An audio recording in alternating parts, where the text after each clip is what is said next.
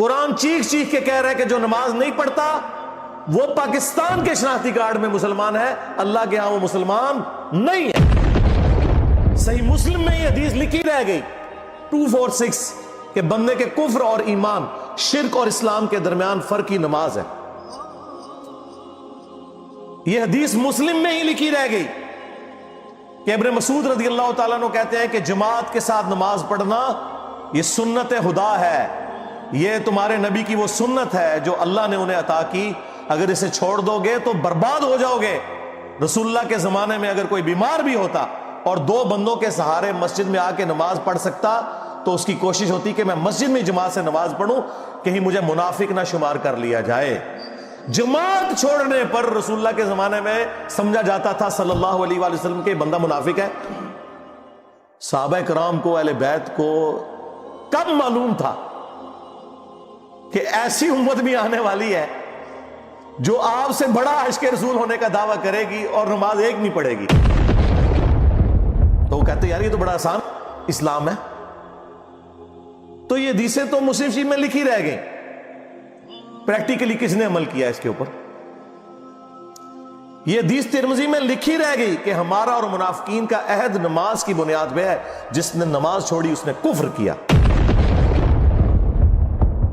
یہ صحابہ کرام علیہم رضوان کا فتویٰ ترمذی میں ہی رہ گیا۔ عبداللہ بن شقیق تابعی کہتے ہیں کہ صحابہ کرام علیہم رضوان تارک الصلاۃ کے سوا کسی کی تکفیر نہیں کرتے تھے، صرف بے نمازی کو وہ کافر سمجھتے تھے، باقیوں کو وہ تمام غلطیوں کے باوجود مسلمان تصور کرتے تھے۔ اب اندازہ کریں، یہ ترمذی میں لکھا رہ گیا جناب۔ ہاں،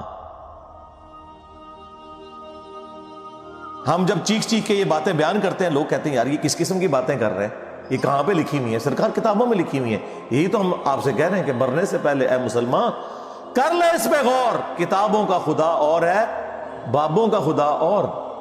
یہ حدیث ابو داؤد میں ہی لکھی رہ گئی کہ بچہ جب 7 سال کا ہو جائے تو اسے نماز کا حکم دو، اور نہ پڑھے 10 سال کی عمر میں اسے سزا بھی دو، اور 10 سال کے بچوں کے بستر بھی الگ کر دو۔ یہ ابو داؤد میں لکھی رہ گئی حدیث۔ عمل کس نے کیا؟